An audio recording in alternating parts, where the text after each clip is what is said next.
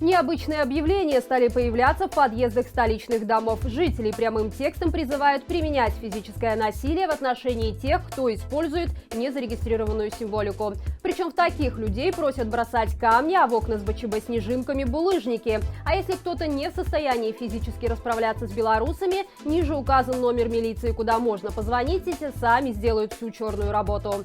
Кроме того, для очистки страны от неугодных людей просят вносить пожертвования на указанный в объявлении банковский счет. Интересно, с каких пор насилие в нашей стране стало законным? Или Лукашенко всерьез пытается спровоцировать в стране гражданскую войну, о которой он так часто трубит в своих выступлениях? Только нелегитимный совсем забыл, что в стране подавляющее большинство выступает за одну идею, и ни о какой войне не может идти речь. Разве что он прибегнет к самым крайним методам и попросит у своего российского хозяина пару сотен провокаторов. Впрочем, как показывает нам опыт, ради удержания власти Лукашенко на все гораст. Сегодняшнее утро в столичном Сухарево началось со звука болгарки. Силовики и судебные приставы буквально снесли дверь протестантской церкви «Новая жизнь».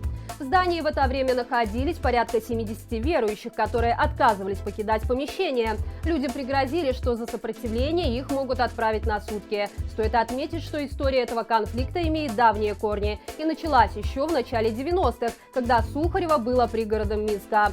Церковь выкупила здание бывшего коровника, чтобы отремонтировать его под свои нужды. Со временем район вошел в городскую черту, но по документам изменить статус постройки так и не удалось. Она до сих пор числится коровником. При этом городские власти интересуют участок, приобретенный церковью в бессрочное пользование. Чтобы отжать его, чиновники выкатили обвинение в нецелевом использовании земли и подали в суд на выселение. По генплану города на этом месте должна будет появиться школа. Однако это дело далеко не самого ближайшего времени, а прихожан решили окончательно выгнать прямо сейчас.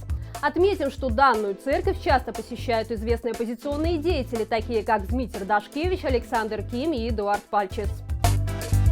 Пока нелегитимный распинается о том, что отечественный автопром – это лицо нашей страны, на МЗКТ начались массовые сокращения. В телеграм-каналы попал текст приказа, согласно которому количество сотрудников на предприятии требует нещадно оптимизировать.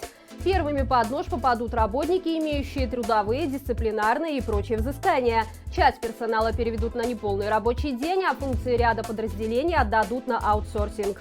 При этом некоторые сотрудники из-за сокращений получат дополнительную трудовую нагрузку, за которую им будет положена щедрая доплата в виде 3% от оклада. И, к слову, о 3%. Именно на МЗКТ в августе рабочие дружно послали явившегося к ним Лукашенко на 3 буквы. Пошел нахуй! Очевидно, незаконный правитель решил, что месть – это блюдо, которое подают холодным, и спустя полгода решил таким образом поквитаться с обидчиками.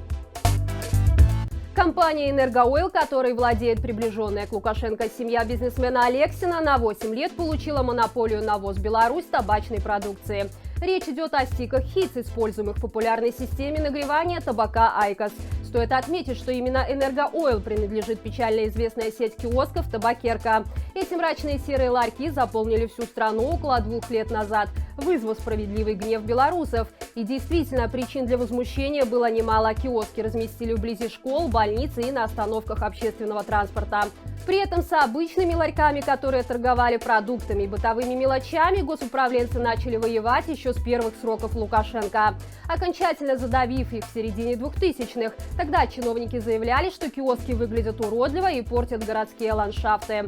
Однако, как только речь зашла о табакерках, их риторика резко поменялась. Мол, все делается к лучшему, и данная сеть не даст развиваться черному рынку табачной продукции в стране. Да еще и оградит детей от табачного дыма. Правда, каким образом это произойдет, уточнять не стали. А вот простые граждане прекрасно поняли, что никакой заботой о детях тут и не пахнет. Лукашенко просто решил сделать такой барский подарок своему кошельку Алексину. Последний, к слову, в этом году был на волоске от того, чтобы попасть под европейские санкции. Но быстро сориентировался и переписал свою долю в бизнесе на 2 сыновей. Что ж, диктатор действительно подбирает друзей по своему образу и подобию. Сегодня начался суд над Виктором Бабарико. До начала заседания у здания суда Московского района более сотни людей выстроились в очередь с целью попасть на процесс, а также поддержать экс-кандидата в президенты. К сожалению, в зал, да и в само здание суда пройти удалось лишь представителям госпропаганды, родным Виктора и его адвокатам. Присутствовали на процессе дипломаты разных стран Евросоюза и США. По словам адвокатов, политик чувствует себя хорошо и не теряет оптимизма. Во время заседания защитники Бабарико подали несколько ходатайств, в том числе и с просьбой изменения меры пресечения заключения под стражу на домашний арест. Однако суд все отклонил. Пока неизвестно, как долго будет проходить слушание по данному делу. Мы будем продолжать следить за процессом. В Беларуси продолжают закрываться заведения, которые 26 октября прошлого года поддержали общенациональную забастовку. О прекращении работы объявил Гродненский бар «Третье место». С владельцами просто разорвали договор аренды. Заведение проработало всего лишь год. В нем проходили художественные выставки, презентации и перформансы, а также кинопросмотры, акустические вечера и фримаркеты.